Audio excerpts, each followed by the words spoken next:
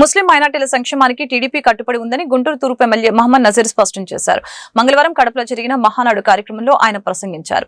మైనార్టీలకు రక్షణ కల్పించడంతో పాటు వారి సమగ్రాభివృద్ధికి రాష్ట్ర ముఖ్యమంత్రి చంద్రబాబు నాయుడు అనేక కార్యక్రమాలు అమలు చేశారని గుర్తు చేశారు.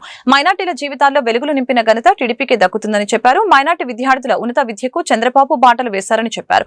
గత వైసీపీ ప్రభుత్వం మైనార్టీల సంక్షేమాన్ని కాలరాసిందని మండిపడ్డారు.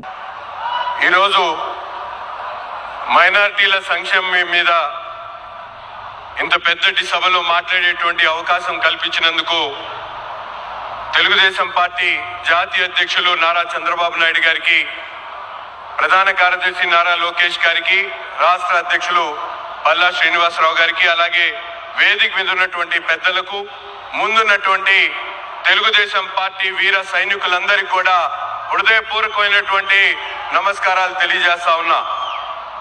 సోషలిజం కాదు, కమ్యూనిజం కాదు, తెలుగుదేశం పార్టీ సిద్ధాంతం హ్యూమనిజం అంటూ ఆనాడు అన్న నందమూరి తారక రామారావు గారు, నేడు మనందరి ప్రియతమ నాయకులు చంద్రబాబు నాయుడు గారు ఈరోజు మనుషులు మతం ముఖ్యం కాదు మనుషులు అంటూ,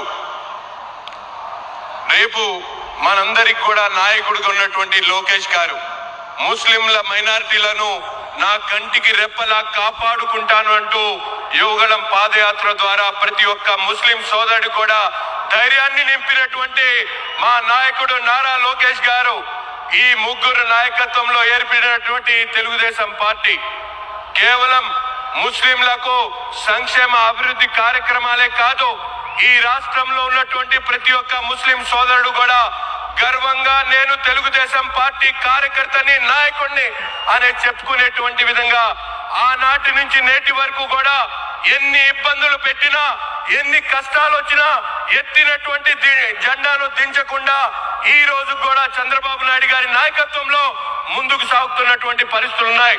ఈ రోజు 10% జనాభా కలిగినటువంటి మన ఈ ఆంధ్ర రాష్ట్రంలో ముస్లింలు వెనుకబడి ఉన్నారు.